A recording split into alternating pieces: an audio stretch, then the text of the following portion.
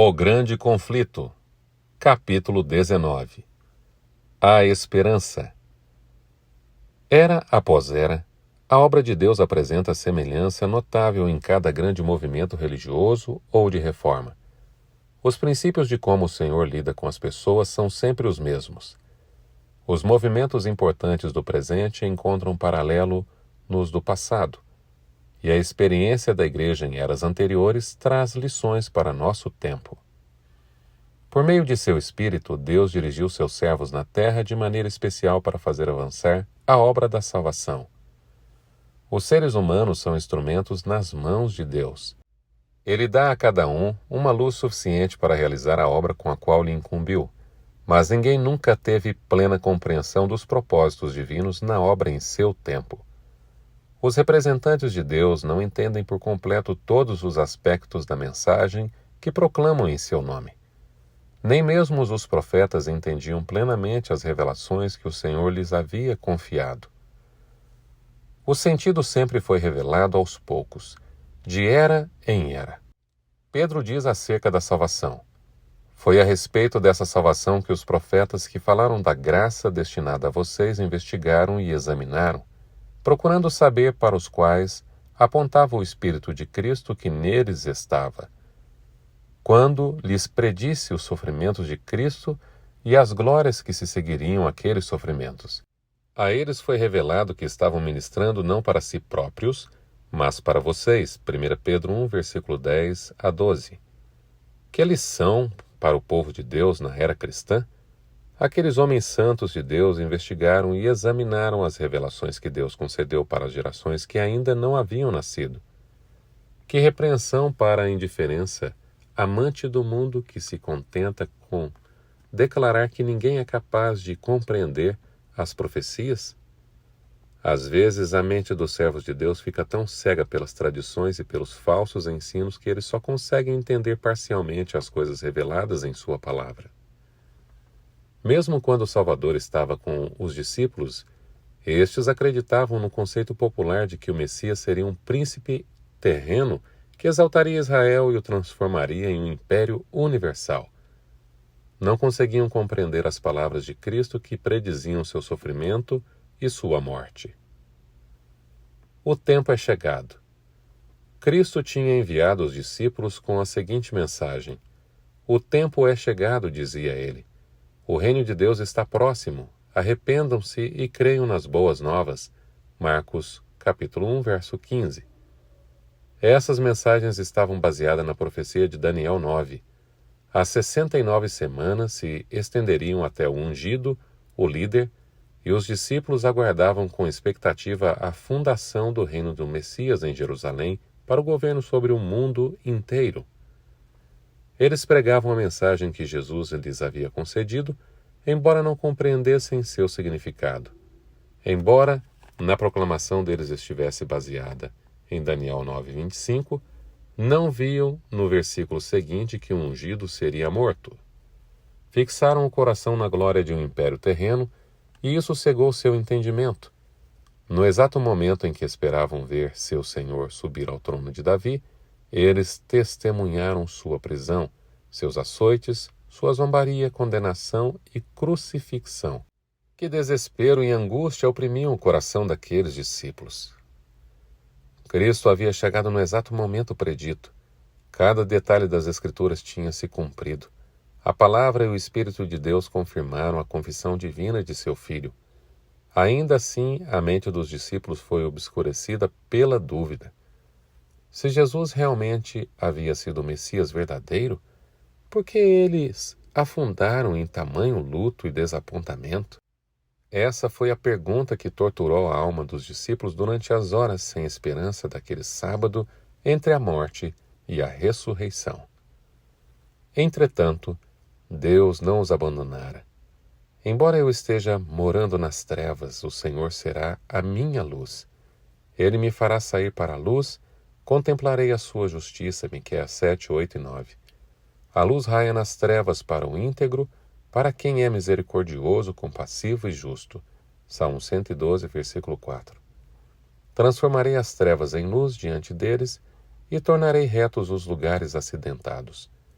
Essas são as coisas que farei, não as abandonarei. Isaías 42:16.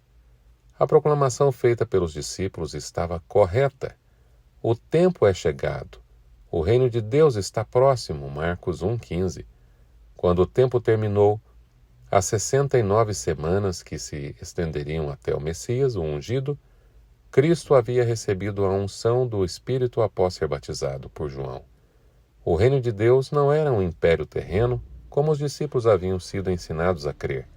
Nem consistia naquele reino futuro e imortal no qual todos os governantes o adorarão e lhe obedecerão. Daniel 7:27.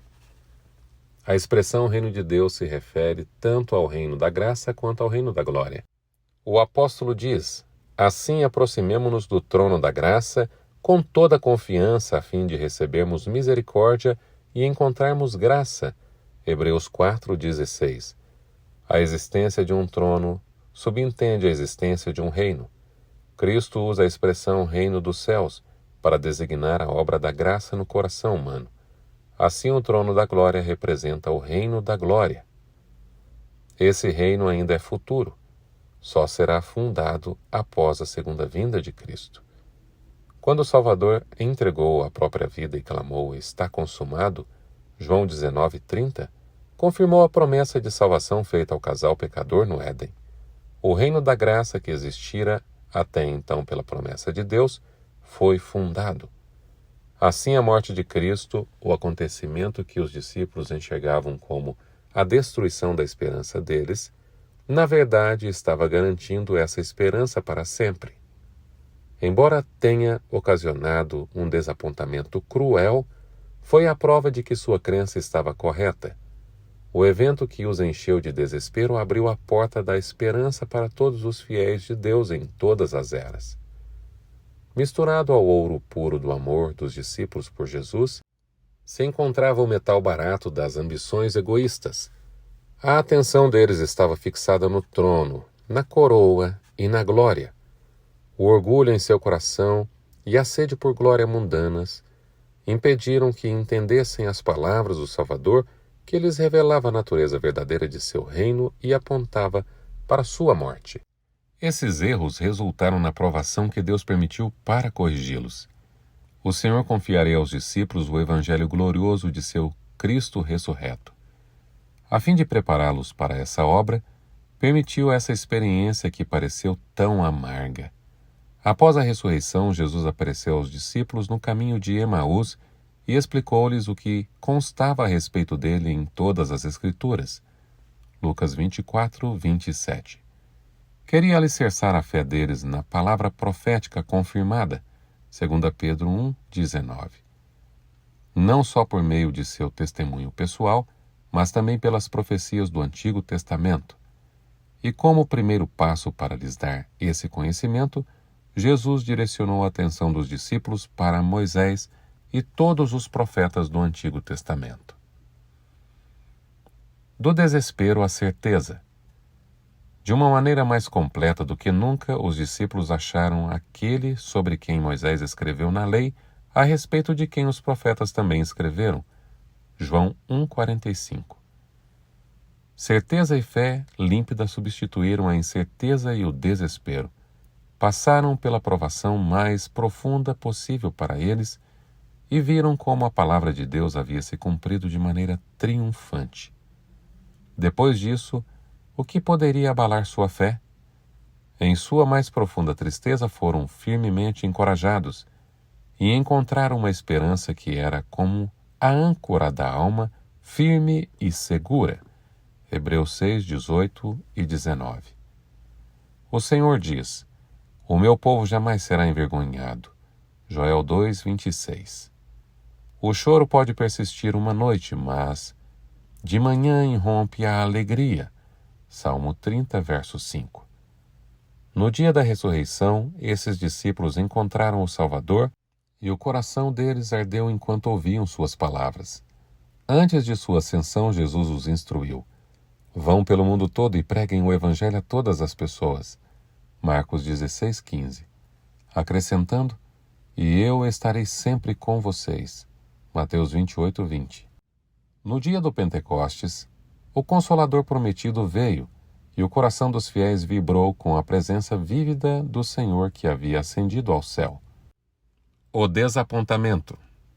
A experiência dos discípulos na segunda vinda de Cristo encontra uma contraparte na experiência daqueles que anunciaram a segunda vinda.